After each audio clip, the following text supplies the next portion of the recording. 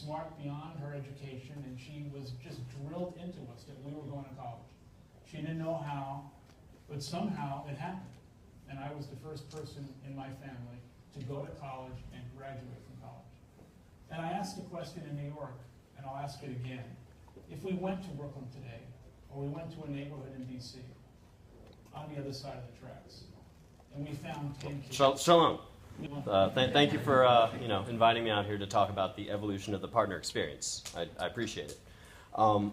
I've been working at Starbucks for about 2.5 years, and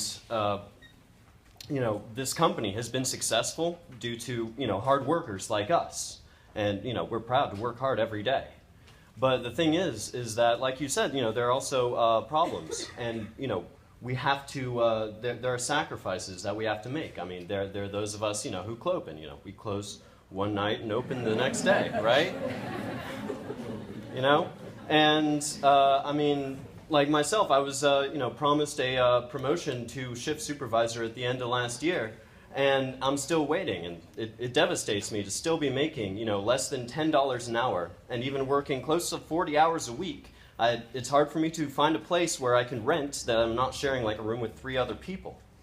I see my fellow partners every day. I see hard Starbucks workers. They will spend their first 10 video chatting with their family because they need a second job, and that keeps them away. Like this company, it made $1.7 billion last year. It netted $1.7 billion last year, and you're claiming you claim in your book Onward that you do not want to put profit before social conscience. And I still see things like this, and things like seeing pregnant partners who are chastised for their decreased performance. And people told if they get pregnant that they would get fired, that they would lose their job. And I see Muslim partners, Muslim coworkers. Can I ask you what is your specific question that I can answer? The specific question that I want you to answer is when are you going to solve these problems of low wages, understaffing, scheduling, and recognize the Starbucks Workers Union? I want you all to understand. I do think it takes courage to say what you've said.